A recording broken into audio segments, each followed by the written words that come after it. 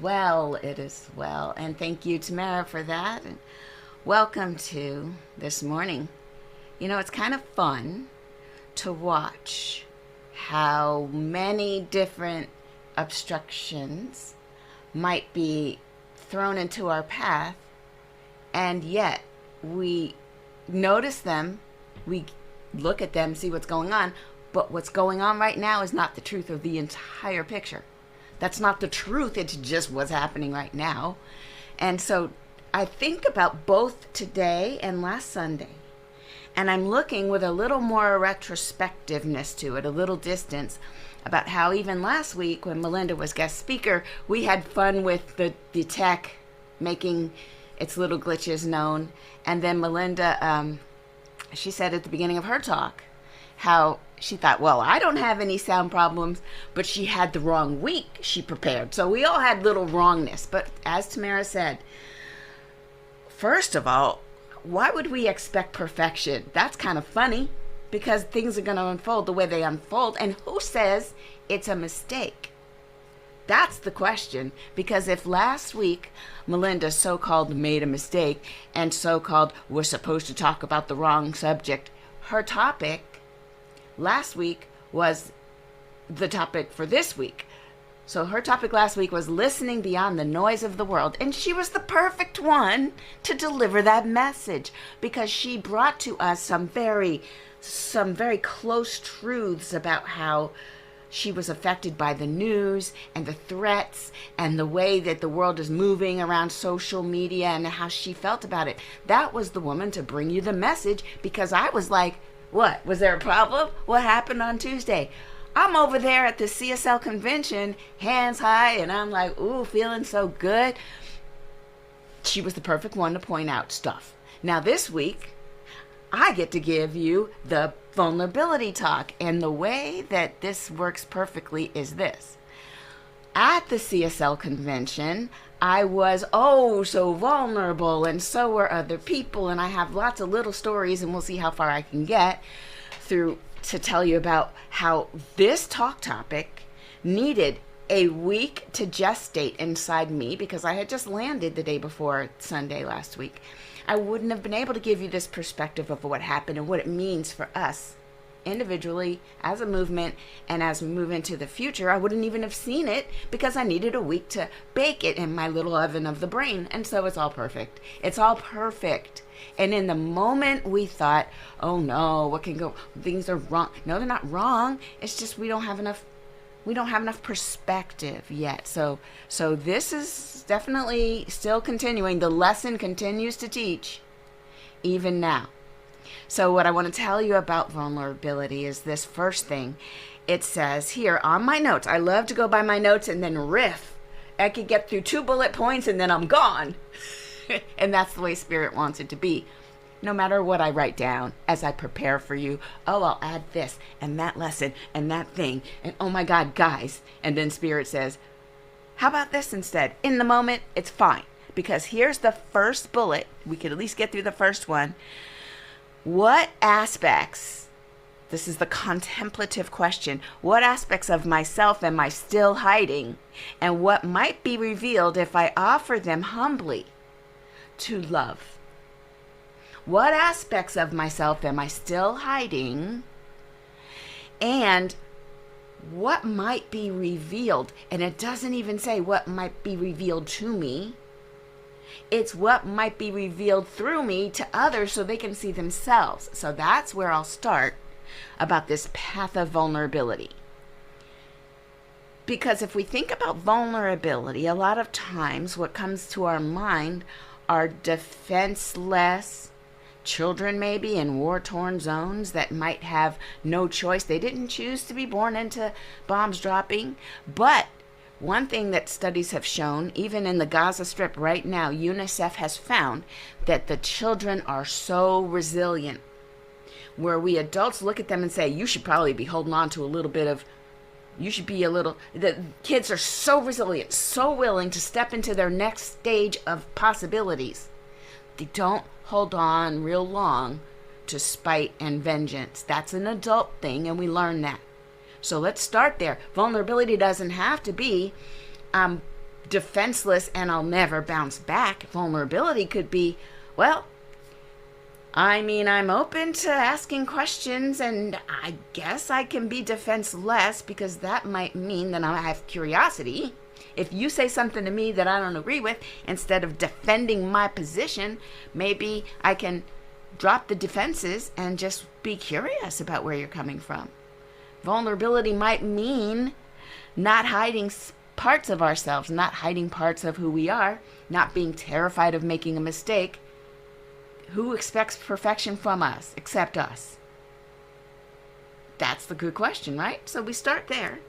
And then I'll tell you what happened, one little snippet about what happened in that first day of the business meeting of CSL convention. So to be clear, Centers for Spiritual Living is a global organization. We have chapters, centers, teaching. There's several different types of affiliations that happen all around the world, and there are hundreds of them, and some of them are focused on one thing versus another thing. Some of them are just like us, centers. Some of us just have teachings and they study together.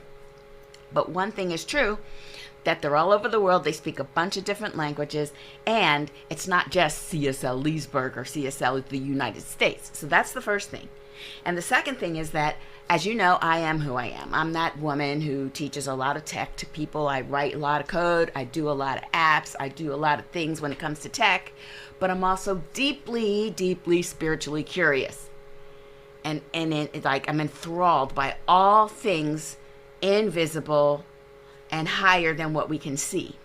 I'm so like, give me quantum physics, give me science, give me theosophy. Yeah, I said it. Theology and philosophy and whatever else you got. And I want to shake it all together and see what falls out. And I love a good pattern. So I stand up in front of them when they said, delegates, come to the mic. Ask any questions you want of the whole organization. You've got the executive leadership on the stage. And I was like, hi. Took my microphone. Hi. So as you know, I'm Charlene, Reverend Charlene. Everybody said, yay. And I said, you talked about the 100 years, that we come through 100 years of science of mind, and you're looking for 100 years in the future. I have a question. Where do you think AI will be 5 years in the future? And I looked around and I was like, nobody knows either. You're not supposed to know. Nobody knows. But what I didn't hear y'all say from up there on that stage is how you're going to embrace it. Are your eyes open or are you not? And I just stood there like, long blinks. And of course my heart started pumping fast, and of course I tried to do my box breathing. I'm thinking about Tamara. Breathe 2, 3, 4, hold 2, 3, 4, out 2, 3, 4, hold. And I was like and then I realized, okay, so my voice is real shaky. I'm getting emotional, so I decided to call it out. You can hear it in my voice, I said.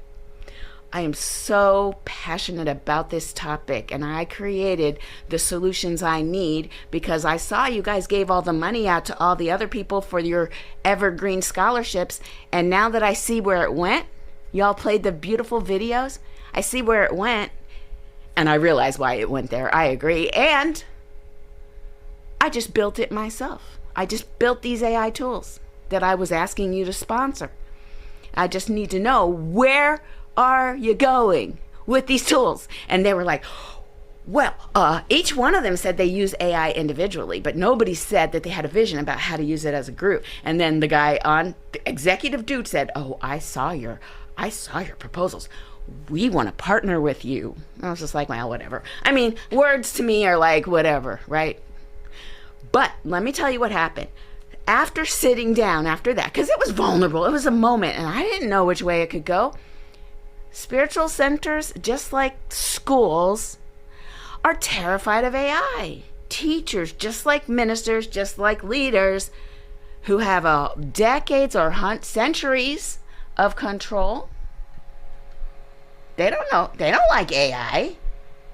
So I said those two letters real close together like that, and half of them clenched every muscle that there is to clench, and others said, oh, thank God someone else said it out loud. Talk about vulnerability. So here's what I learned after standing up in front. Yes, it's terrifying to be vulnerable. Yes, there will be mistakes made. Because in the post moments after that meeting, this one lady comes up Kathleen from Seattle Center for Spiritual Living, how much do you need? I was like, well, I don't need the money anymore. I built the tools. I'm now trying to figure out how to scale them from the bottom up. She goes, no, what do you need? How much money do you need? I'm like, well, to scale the tools. And she's like, you're not getting it. And I got somewhere to be. Listen, when you figure out how much money you need to make your center grow based on your tools, send me an email. And so the second thing I learned about vulnerability is you should probably know what you want. You should probably know what you want, because if you take a moment and you become vulnerable in front of people and they see you, they want to help you. The next question will be, how can I help you? And if you haven't thought about how you can be helped, people can't help you. So what have I learned for you guys? I think that what we all need to do in this very moment is to grab a piece of paper as I'm talking to you, grab your notebook right now, and just write down what are you hiding? What aspect of yourself are you still hiding? For me, I was hiding the fact that I'm great at this thing that everybody else is scared of, and I don't want to really own it because I don't want to be accused. I don't know. People just take their fears and they cast them upon the nearest minority. They just do it. This is life. So I didn't want to be that person that got fears cast upon them.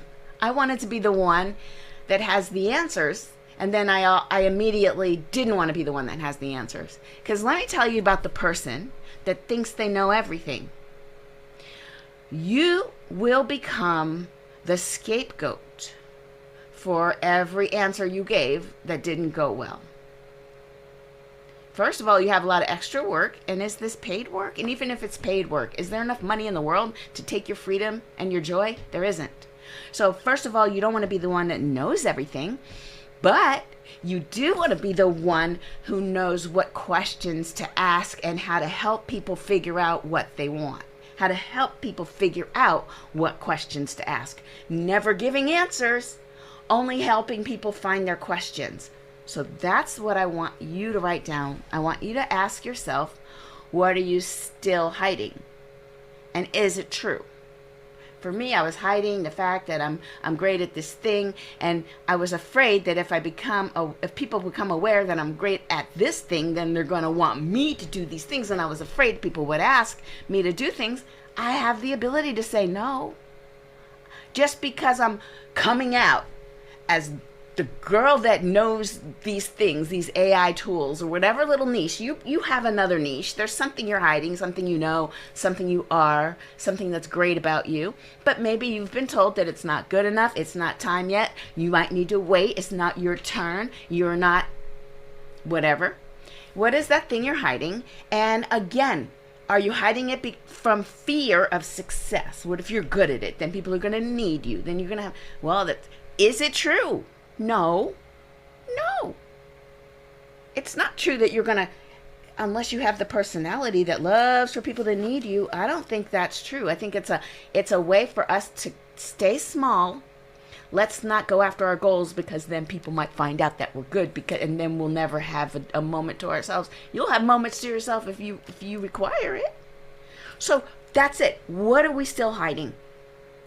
And what would happen if I revealed this thing, owned it, and then gave of myself to love? Give out of love. And here's the other thing I found out. So when you're giving out of love, you will be asked, what do you need? What help do you need? Have a list. What would be great? Just have a list. That week I was approached, my ministerial friends I went through ministerial school with. I said, you guys, everybody should have a list of what they would get if someone said you have 5 minutes to go on a shopping spree, or 5 minutes to get whatever you need to support this community, whatever you need to furnish your new center, whatever your dream you have. What if a genie came by and said you have 5 minutes or half an hour at the store? Go get, your budget is unlimited, but your time is short. Do you know exactly what you would get in that moment? And then keep the list up to date. back 6 months ago, I had a list of, yes, if I got this grant, here's how I would spend the money. But I didn't update my list because I ended up building those tools because I sponsored it through my company. I sponsored me building these tools with my gifts that I have. So I built the tools. And I didn't update my list. So when Reverend Charlene came to me and said, what do you need? I did not know. I could not give her an itemized list, but you better believe I emailed her one an hour later. I am keeping all of my what do I wants up to date. What if Oprah shows up and says, you get a blank check? I would be like, great, because boom, I've got a CVS receipt. The length, you know, those drugstore receipts that just go on and on. I've got a list of things that I will be getting from my center. I have got to start thinking about where I want to be and keep updating the list. But I can't do it with the idea that I'm not good enough or that there is anything lacking, because then that generates a needy kind of energy. The vulnerability has got to come from an awareness that we're one of something bigger. We're just one small part of a giant, beautiful tapestry, and that we do our part within the tapestry, and everything else is just feedback. Feedback for, oh, might not be mine to do, oh, not in that direction, oh, but never don't want what your heart wants. That's never the message that comes from our so-called mistakes. The message isn't turn around, go home. You shouldn't have taken the journey. No hero's journey just says, well, that didn't work out, I'm going to go home. No, it's always, oh, I might need other people.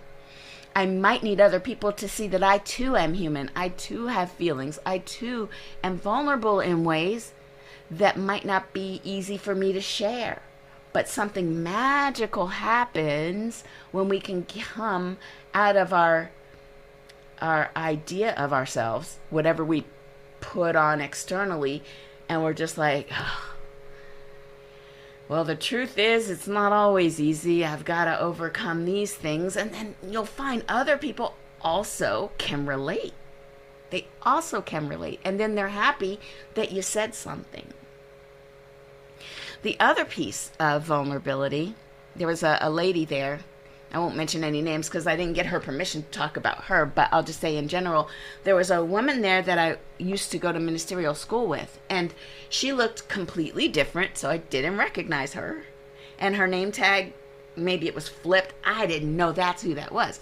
So I heard her talking, and I'm like, is that you? She's like, oh, yeah, I've been at this table for a good half hour, and you didn't realize it was me. And I'm like, so what changed about you? And she's like, well, you know, hair used to be a certain way, now it's this way. She might have lost, I don't know, a bunch of pounds. And so, but then she said a thing, and then she just let it go. She just said a thing. Her husband passed away last week or 2 weeks ago. And everybody's like, boop, boop, boop, boop, boop, boop. And I'm like, hold up. Was it sudden? And then she's like, yeah, it was sudden. And then she goes into the story, and then we're all like, and we're holding her. Now, I just want to point out, I would not know where to put that if last year didn't happen with Larry. I would not have known where to put the loss of a spouse in a conversation at a table just talking about regular stuff. But now I was able to listen just because of my own tangential relationship to losing someone close. Now, it wasn't a husband. Larry was a friend of the community, so I took what I felt and I exponentialized to 100 times what she must be going through. And I was just like, oh, the compassion. And then you could feel the energy of the table shift, and then the stories that started coming from each of us with people either unalived themselves, and how that, what kind of, that's not what her husband happened. It was something heart related. But then that story cascaded to, how do you know when people are having trouble? How do you know? And we started getting into male versus female. And this is wild to me. And this is the last story. There are so many rich stories, but this one's very important. I used to think that men could not access their feelings because they didn't want to. And luckily at the table we had a reverend who transitioned from female to male. And that reverend said, "Oh, once you start taking testosterone, you don't have access to it." I was like, "Wait, you don't have access?" Because me, you know me, I'm all eating popcorn and leaning in. "What do you mean you don't have access?" He's like, "So you don't get all the," he's like, "as a woman, you feel all these feelings, you have access to emotions, and you can tease it apart and understand, if you talk enough, exactly where it's coming from. But as a man, it wasn't there." I'm like, "Do you mean that the drop-down menu had fewer choices?" And he laughs at me because I'm such a geek. He's like, "Exactly. There was no option to select of anything other than anger and happy." And I was like, whoa. And we all were like, hold on. I'm telling you, within an hour of a conversation at that table, we went from surface level to deep sorrow, grief, and compassionate support to how do you know when someone's on the edge? Well, it depends if they're a man or a woman, and let's not be mad at the men. I mean, they don't even know they have the emotions. They don't have access. That's insane to me. So how would that have happened if the one person who started that, if she hadn't mentioned that little vulnerable piece, that little vulnerability. Yeah, I lost my husband 2 weeks ago. 2 weeks ago. And then that was the hook that got people to come closer together. And I don't know. It's kind of wild to me. Nobody plans this stuff. But on the way home from the convention, now mind you, we've had 3 nights and 4 days of interacting with each other. The last night, Cynthia James came on stage and she gave a wonderful presentation on how being spiritual in this world, being who we are as a community, how do we hold the truth that Tamara brought us to? I am a being of light, having a human experience. How does that look in the world today? What do we bring? How do we bring it into the world? And then she showed some examples of people creating community in the world, like there's a whole day catchers, day breakers is the name of the group. They get together and they just dance, and it's yoga, and it's all morning, and that's a spiritual thing. There's people doing spiritual stuff that is not necessarily religious stuff, and that's what's going to so-called save us from the isolation and the calamity that comes from people who are taking themselves out of the human race. This is what we'll do in this new world. We'll reach out. We'll meet them where they are. We don't have to see them at church on Sundays. We will see them wherever they are. And we bring this energy with us so that it's so attractive. People cannot stay away. We're so positively magnetic based on truth and vulnerability. Not I know all the answers for you, but just I see you. I hold you. I appreciate you. So there I was at the airport. We're at Southwest and we're waiting for our gate to do whatever it do. And I'm sitting across from this beautiful lady from Philadelphia, and she and I had met earlier, so she's sitting across from me. And we go through a conversation that's windy. Meanwhile, all of the people are gathering at the gate, as people do. So by the time we're at the end of our really long conversation, maybe 20 minutes, 30 minutes or so, she's telling me how the Course in Miracles and Ernest Holmes, they have said the same thing, but the problem is sometimes the words, and then I got her to explain to me some of the stuff that bugs me about A Course in Miracles, and now I'm into it. And then I showed her my Gospel of Thomas and Mary Magdalene, the book from the Gnostic text, and we were talking about how all the things. When I talked about my dog and my dog's name, because I had to pay the sitter, and this lady across, she says, "I love everything you're saying." And I looked, I was like, hi. She's got tattoos here. She's like, Heidi, but it's her tattoos were in all the places. And I was like, okay then. And she's like, no, I love it. But it was the dogs that got her. So she came over. She's like, so, and then And I'm looking at her and I'm like, this is interesting.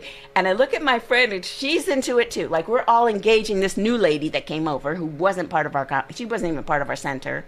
She wasn't even at the convention, obviously. And I smell a little alcohol and I'm like fighting 2 points of view. One is, oh my God, is she crazy? And the other one was, isn't this fun? And so then she tells me her name, and then I look it up on Instagram. She's a fire breather, fire eater, does the thing and mix the cots. She's Cirque du Soleil in a person. If a person was Cirque du Soleil, it's her. And then she points to her husband, who's like introverted. And I'm like, ha ha ha, I have one of those. Blake is like that. And we're all talking. Now, 1, 2, 3 of us are talking, and everybody around us is looking like, what is going on right now? And I was like, it's just a happy hour. And I had everybody like engaged. And someone says, do you do this all the time? I said, well, I am a facilitator. It was crazy. So to the point where we finally get on the plane, and everybody on the plane is like, I just said this out loud. Everybody on the plane, you're hoping we're not sitting together, aren't you? They were like, yes, we're hoping that. Don't worry, we're not sitting together. We had the wildest time. And as I sat on the plane, I realized, oh my God. And I texted her and I texted Casey. I said, Reverend Cynthia James would be so proud. We did that thing she told us to do. We connected to people who are not part of our movement, but they feel our energy. They're connected with everything we're talking about. Our conversation is elevated. We're feeling good. And guess we bonded around our dogs. Everybody was showing pictures of the dog. Oh my God, so cute. That is how we reach people. We don't sit here and preach to them and send them a bunch of texts about scary things. Nobody loves that. That's terrible. What we do is we see people, we love them for who they are, and we keep that same energy when someone not like us steps up and says, hey, I get it. We could have, me and that black lady from Philly could have been like, I noticed it happening in my head, and I decided, no, we're not doing that. And I don't know if this lady ever even considered it, the Philly lady. I don't know if she ever considered it, but I was like, is she going to be wild? Is this one of these wild people? It never seemed to occur to my friend. It just became a bigger party. This is what I'm talking about. The vulnerability is there, especially with strangers. Yeah. So I'll leave you with this because, wow, right? The alignment of, I don't know if it's planets or synchronicities. I just know that when you are living in alignment with your beliefs, it's not just something you talk about on Sunday morning, it's something you live, then you can look back, even just a couple of weeks back, see how those dots connect, see what set you off on that positive trajectory, and just know that as you continue to live in this present moment, not too anxiety about the future, not too much regret from the past, but as much embodied in this moment as you can, what will you attract to you? What ripples will you cause that have everybody living at a higher vibration, if only for a second? What can you do? All right, so that's all I have to say. I have no idea if I'm early or late since we started late, but it feels done. So I shall close us with some prayer. There's one divine energy moving through each and every one of us. It is the life force, that which called all of us into being so that it can experience something greater than each individual alone, something greater that just arises out of that mash of energies and personalities and that amalgam of everything that is divine, all happening right here, right now. This is our birthright, to be here, to be divine beings of light, having a human experience and seeing the highest in each other, allowing our hearts and our minds to open and be curious and allow a little vulnerability so that connections can happen at a deeper level. This is our birthright. This is our desire to be more ourselves so that we could show up in the world and just shine. That's all. And so I do know that right here, right now, I speak my word that anyone going through anything is able to see two sides of it. two sides. There's what's happening right now and the bigger picture, which we cannot imagine how it serves us in the long term. And with this idea of how does this happen for me, then we allow our lives to unfold. We allow the divine to take root and to just shine through us. And we just know it'll be great because it always is. So I know this is true for each and every one of us. I release my word into the law just with gratitude, knowing that it's already done. And so it is. Now let's get Leah back and see what she has to sing for us. When I